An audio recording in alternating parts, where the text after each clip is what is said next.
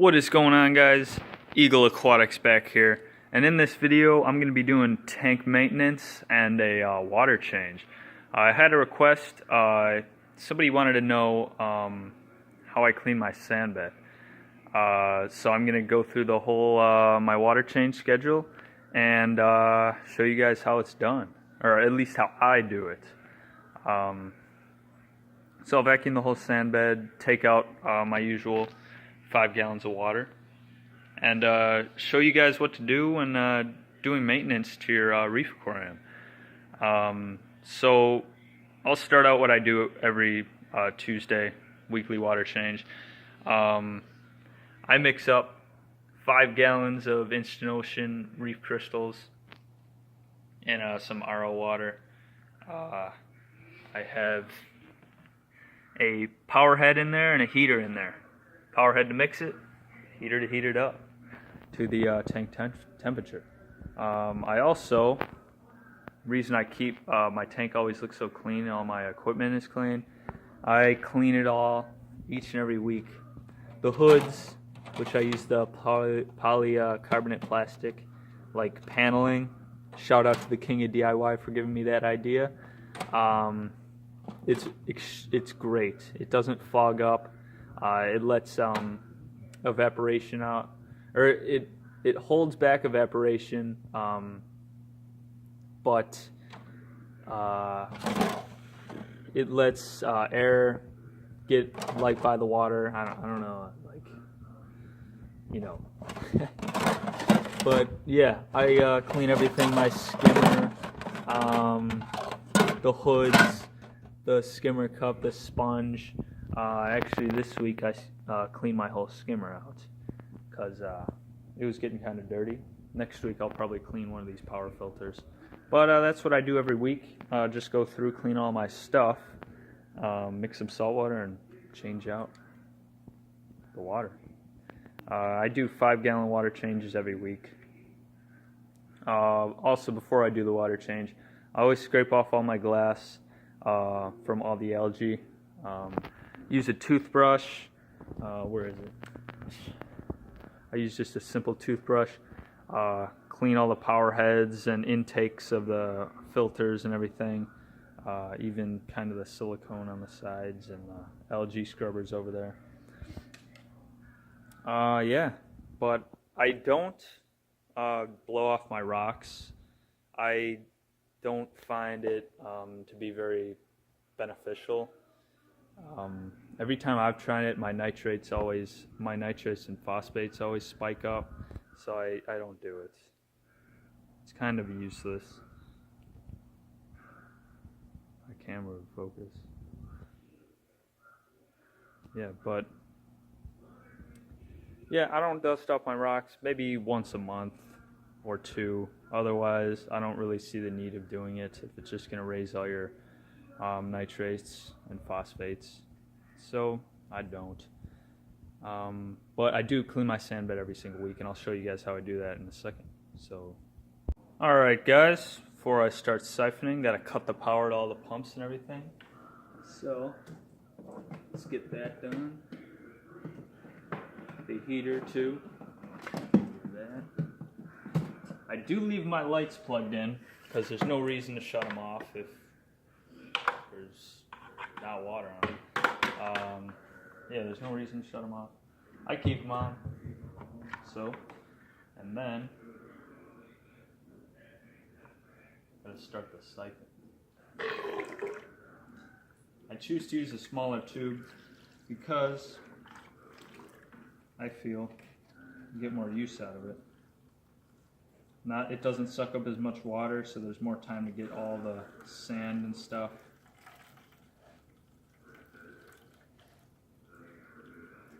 A lot of stuff accumulates in the sand. As I talked about in my last video, haven't seen it, go check it out. But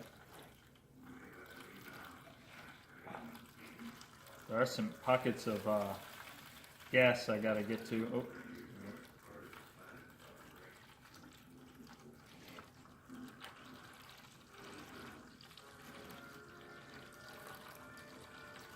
See, with this aragonite thicker sand, Some of it does get sucked up if you get too much in the siphon, but it's nothing because I really don't care if I lose any sand. I got enough in here. But yeah, as you can see, there's a lot of stuff that accumulates in there. I like to have it super clean. So when the clownfish or some like crabs stir up the bottom, they don't make the tank all dirty.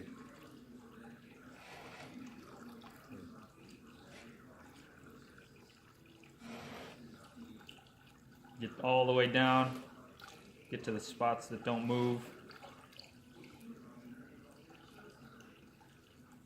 Sorry, plate coral. Oh, my clownfish is getting mad. I'm trying to get back there.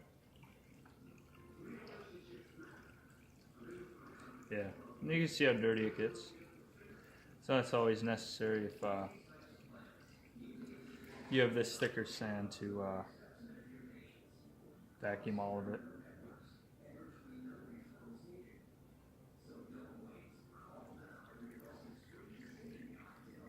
It does go pretty quick even with a small siphon.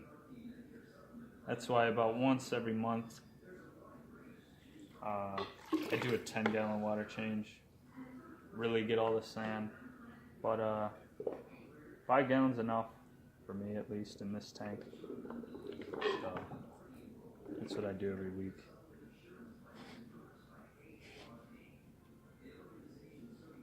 Yeah.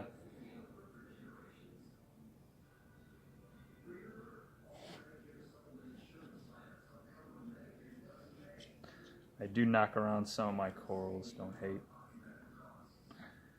I fix them though. Oh yeah, that's a dirty spot. Let's see.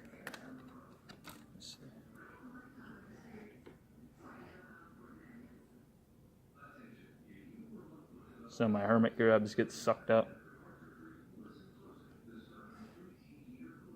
Yeah, you can see sometimes it'll get clogged with sand. Like that. Too much gets sucked up.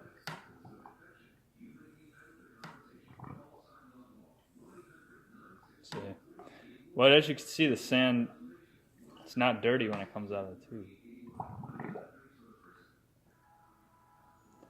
It's a plus of the thicker sand. It doesn't make a mess when you stir it up.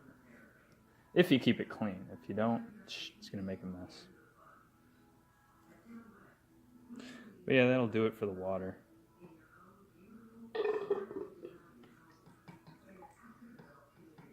That's enough water.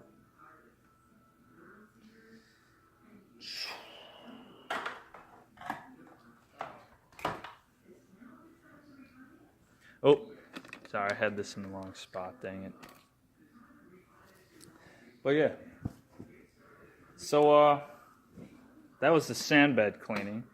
Now, if you guys want to stay tuned, I will go around and fix all these corals. Fix the sand. Now it's all messed up.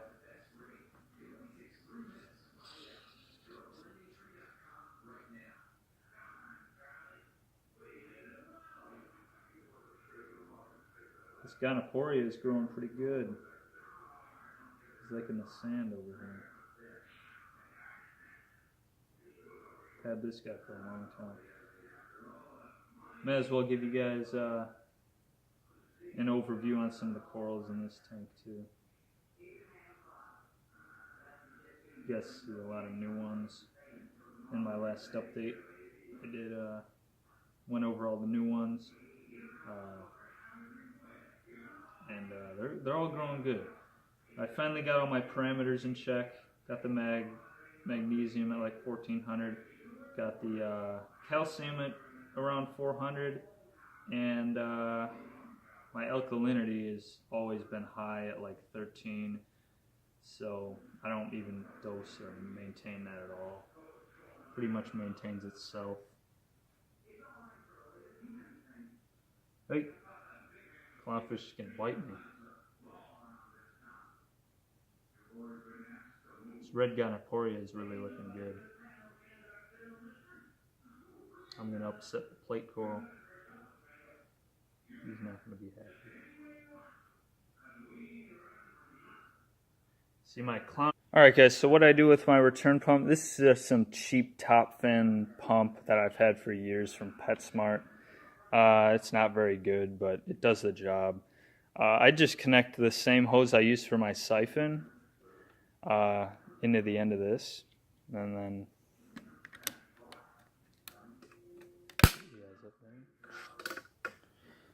put it in the bucket.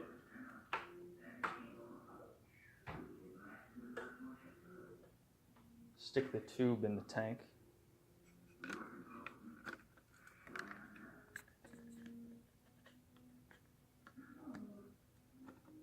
There we go.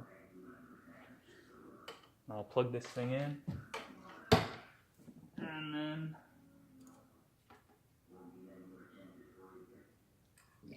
there we go. I mean, it's pretty decent when it works. A lot of times it doesn't start and I gotta take it apart, but not bad.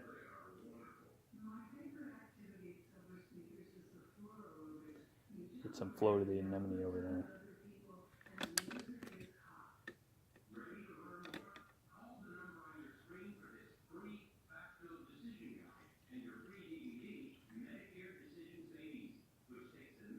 Let me take this phone off here. So yeah, guys, sorry about that. So yeah, I'll just take you around some stuff I noticed. I've never had hair algae grow in this tank before. Probably because a lot of it stays sustained up on this. I actually made this lip of this Marineland power filter longer. I extended it with like 2 pieces of plastic right there, so it wouldn't be splashing all the time. So I extended with a piece of plastic, and now there's like an inch of hair algae and all this algae growing on there. So it's kind of like a DIY algae scrubber, if you know what those things are, those extremely expensive things that grow algae inside of them to keep it out of your main display and keep phosphates and nitrates out of your tank. So I'm just growing mine right there. And it does not spread to anywhere in my tanks. My phosphates are at like 0 right now. Just tested them. It even kind of grows there, but it's really growing there. As you can see, the angelfish really likes that stuff. He's always pecking at it when I have all the power off, because he could finally get to it. But yeah, just figured I'd show you this. I just got this loaded with rock rubble for biological.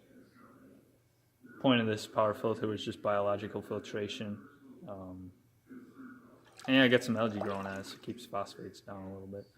But yeah, as you can see, he pecks at all of it. Tries to get up there on the lip of the power hook. Alright guys, so got it all clean, got it all vacuumed. Here's everything. Clean hood, clean skimmer, clean filters. Got it all scrubbed down. Algae gone. I just got to wash the front of the tank off. But as you can see, the sand bed's pretty good. Now this is just algae that grows on the outside. It doesn't get vacuumed up. But yeah, it's all clean. Wish my camera would focus better.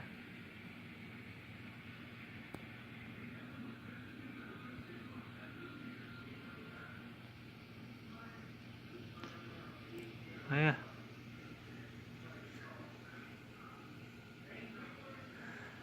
Alright guys, that has been aquarium cleaner with Eagle Aquatics. Aquarium cleaning with Eagle Aquatics, and yeah, thanks a lot guys for watching. Leave a comment down below, tell me what you want to see next, and subscribe, like, comment. Thank you.